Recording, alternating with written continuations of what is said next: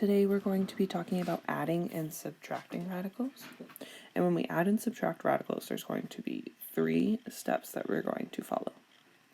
So step 1, we need to simplify all radicals that are present. So in our example, we have negative 2 times radical 20 minus 2 times radical 5.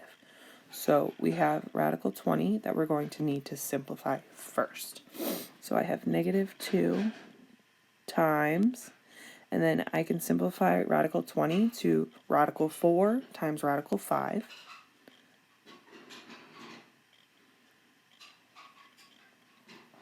Because I know radical 4 is a perfect square. So then I still have minus 2 square root of 5. So I'm going to take that square root of 4 and pull it outside the radical, because the square root of 4 is 2. It's a perfect square.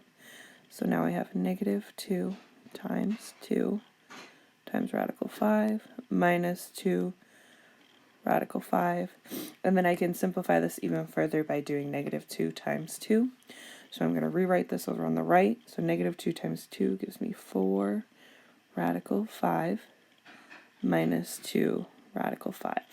So now I've simplified all radicals. So step 1 is complete.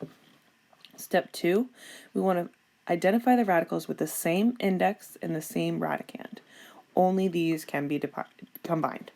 So same index. Index is going to be that number that's going to sit right here. And if there's no number there, we assume it is 2. So in this case, we don't have a number there for either of our radicals. So we are assuming it is 2 for both of them. So we have the same index on both of these.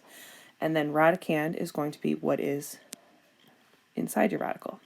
So in this case, we now have 5 inside both of our radicals. So they have the same index and the same radicand. So these can be combined. And then step 3, for common radicals, we're going to add and subtract the coefficients and keep the common radical. So coefficient is going to be that number that is out in front. So we have 4 is our first coefficient, and then negative 2 is our second coefficient, because we keep the sign that is with it. So I'm going to take 4, and I'm going to subtract 2, which is going to give me positive 2. And then I am keeping my common radical. My common radical was radical 5.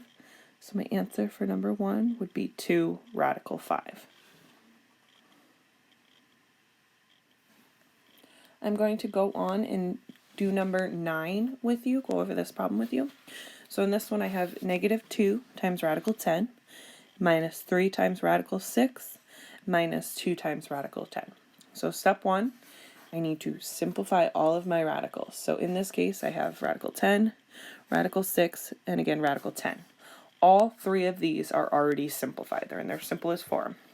I cannot divide any of them by perfect squares. So step 1 is complete. Step 2, I need to identify my radicals with the same index and the same radicand. So looking at all 3 of these, my index again is that number, that small number that sits right in there. And all of these don't have a number there, so we're assuming their index is 2. So all of these have the same index of 2. Next, we need to make sure they have the same radicand. So this first one, the radicand is what's under the radical. This first one, I have 10 under my radical. Second one, I have 6, so that is not the same as 10. But then again, on my third one, I have 10 once again. So I can combine these 2 terms. I cannot combine negative 3 times radical 6 with these 2 because they do not have the same radicand.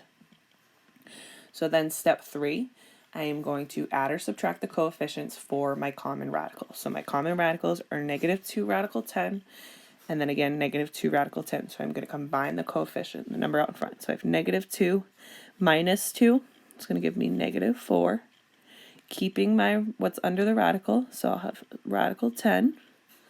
And then I can't do anything with the negative 3 radical 6, so I'm going to add that on to the end. So minus 3 radical 6. So negative 4 radical 10 minus 3 radical 6 is going to be my final answer.